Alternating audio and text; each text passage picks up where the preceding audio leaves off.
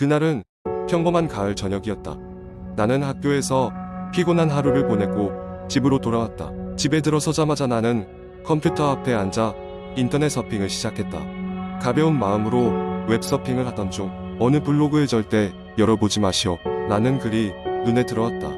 호기심이 발동한 나는 경고를 무시하고 포스트를 클릭했다. 페이지가 열리자 눈앞에 이상한 글과 이미지가 나타났다. 기괴하게 왜곡된 얼굴 사진들이 질비했고 짧은 문장으로 이루어진 어떤 이야기가 이어졌다. 그 이야기는 있는 사람의 삶에 끔찍한 일이 일어날 것이라는 내용이었다. 이 글에서 눈을 떼지 마시오. 읽는 순간 당신은 저주를 받을 것입니다 라는 문구가 강조되어 있었다. 처음에는 그냥 인터넷에서 흔히 볼 수 있는 장난이겠거니 하며 대수롭지 않게 넘겼다. 하지만 글의 마지막 부분에서 일주일 안에 끔찍한 일이 일어난다는 예언을 보며 등골이 오싹했다. 그래도 장난일 거라며 애써 무시하고 컴퓨터를 끄고 잠에 들었다. 그날 밤 이상한 꿈을 꿨다. 꿈속에서 나는 어느 낯선 장소에 서 있었다. 낡고 오래된 건물, 사람 하나 없이 적막한 거리에 나 혼자 있었다. 거리는 안개로 뒤덮여 있었고 저 멀리서 흐릿한 그림자가 하나 다가오고 있었다. 그림자는 인간 같았지만 너무나 기괴한 모습이었다. 상체는 비정상적으로 길고 팔다리는 불규칙하게 꺾여 있었다.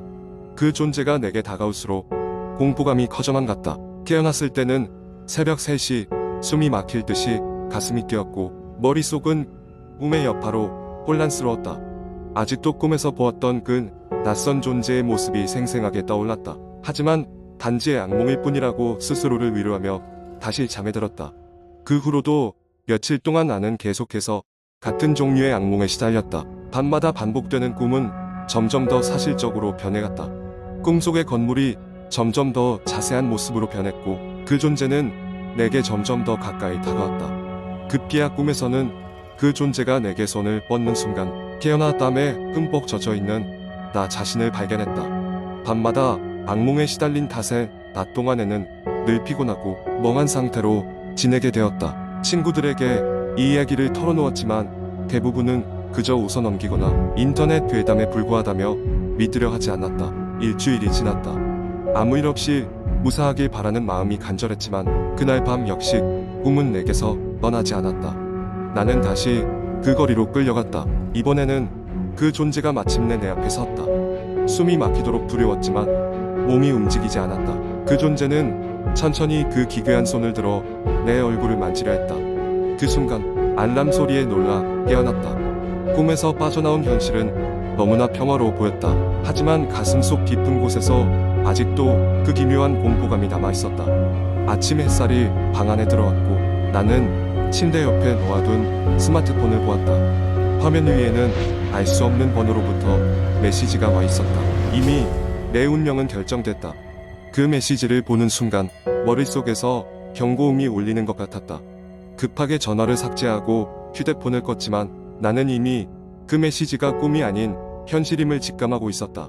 그때부터 나는 현실과 비현실의 경계에서 헤매고 있었다. 그 이야기가 이대로 끝난다고 생각할 수도 있지만 나는 지금도 그 꿈에서 깨어나지 못한 것만 같다. 어느 순간 문득 느끼는 쎄한 기운이나 갑작스러운 소음, 심지어는 저 멀리서 다가오는 발소리조차도 나를 두렵게 만든다. 그리고 인터넷에서는 가끔씩 그 블로그와 유사한 링크를 만나게 되는데 한 번 마주쳤었던 동시에 다시는 돌아가고 싶지 않은 과거의 흔적이 떠오른다. 혹시 이 글을 보고 있다면 경고하건대 절대로 그 글을 클릭하지 마시오. 한 번 시작되면 멈출 수 없는 이야기가 시작될지도 모르니 말이다. 두 번째 이야기. 나는 어릴 적부터 항상 시골 외가에 가는 것을 좋아했다. 외가는 작은 마을의 외딴 곳에 위치한 오래된 한옥이었다. 그곳에는 특별히 신경 써야 할 것들이 많았고 무언가 오래된 느낌의 신비가 가득했다. 외할머니는 매년 여름 방학이 되면 나와 내 동생을 그곳으로 초대하셨다. 그때마다 마을 사람들은 밤낮으로 농사일을 했고 우리는 하늘의 별을 보며 이불 위에서 이야기를 나누곤 했다. 그해 여름, 평소와 다름없던 어느 날 할머니께서는 내가 부엌에서 쓰러진 것을 발견하고는 깜짝 놀라셨다고 한다. 나는 아무런 문제 없이 그전까지도 어른들 일손을 놓으며 툴툴거릴 만큼 건강했었다. 의식이 돌아오니 침대 위에 누워 있었고 할머니께서는 내 손을 잡고 걱정스러운 표정으로 나를 내려다보고 계셨다. 오랫동안 못 봤던 그 침입자가 다시 온 모양이야라고 할머니가 말씀하셨다. 그 말이 무슨 뜻인지 몰랐지만 별다른 설명은 없었다. 몸이 회복된 이후 할머니는 마을 외곽의 장독대 근처에 가지 말라고 나와 동생에게 신신당부하셨다.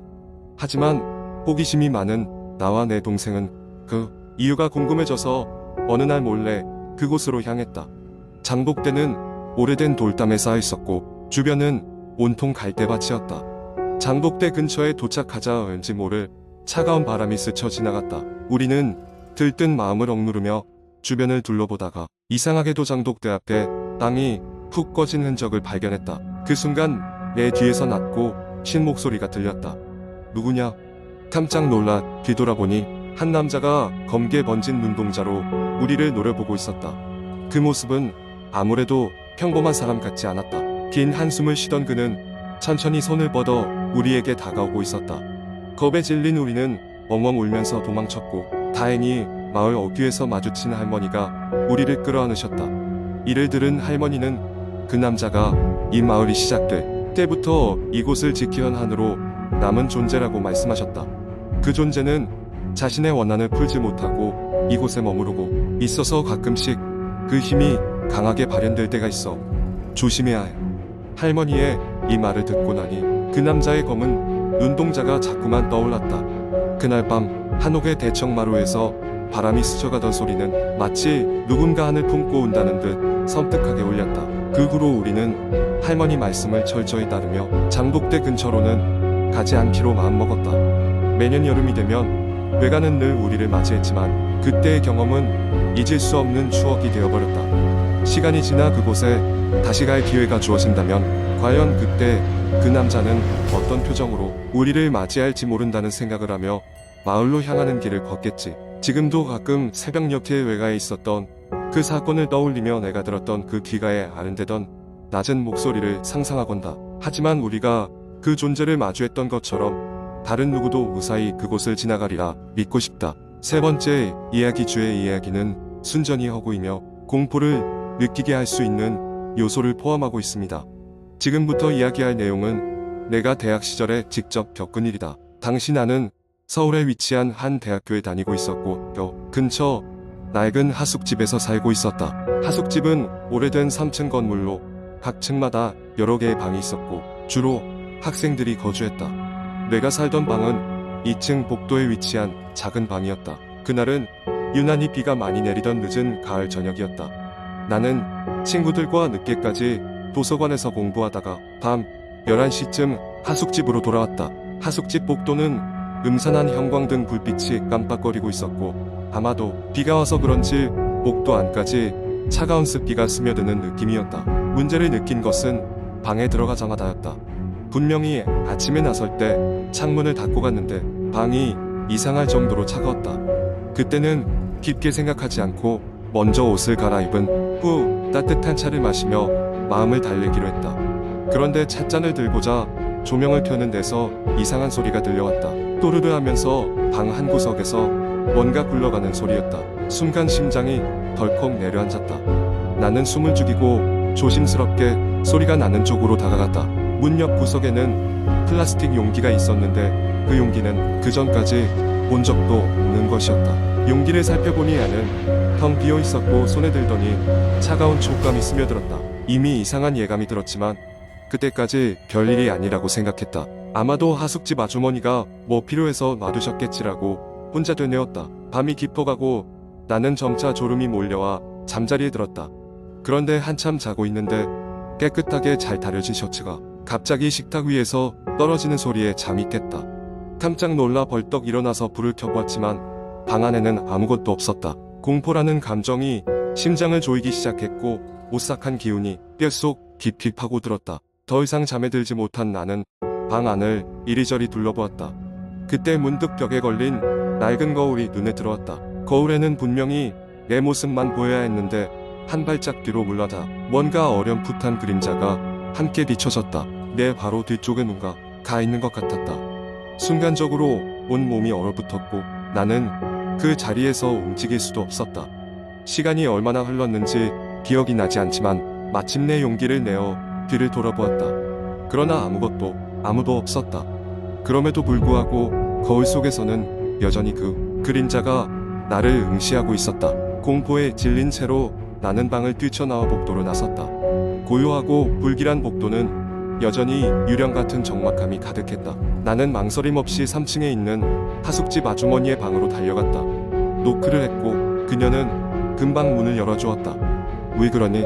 이 밤중에? 라며 걱정스러운 목소리로 물었다. 나는 방에서 벌어진 일을 설명했다. 나의 말에 아주머니는 잠시 생각에 잠기더니 하나의 이야기를 시작했다. 이 하숙집에 예전에 살던 한 학생이 있었다고 했다. 그 학생은 방 안에서 이상한 소리를 들었다고 하고 종종 공포스러운 환영을 보았다고 했다. 시간이 지나면서 정신적으로 불안정해졌고 끝내는 자살을 선택했다고 한다. 그녀가 방을 떠난 이후 그 방은 늘 음산한 기운이 감돌곤 했단다. 소름이 끼쳤다. 한시라도 그 방에 머무르고 싶지 않은 생각이 들었다. 아주머니는 고맙게도 다른 빈 방으로 거처를 옮기는 것을 허락해 주셨다. 얼마 되지 않아 나는 다른 방으로 이사했고 다행히 새로운 방에서는 그런 일들이 발생하지 않았다. 그날 이후로 나는 다시는 그 거울을 보지 않으려 했고 소름 끼치는 그림자가 내 뒤를 쫓던 그날 밤의 기억을 잊으려 애썼다. 하지만 그때의 일은 마치 어제 일어난 것처럼 생생하게 남아있다. 지금도 가끔 그 복도와 문을 스치는 차가운 바람, 그리고 아무도 없는 방에서 들리던 음울한 소리가 귓가에 맴돈다. 이 이야기를 기록함으로써 조금이나마 그 공포에서 벗어날 수 있기를 바랄 뿐이다.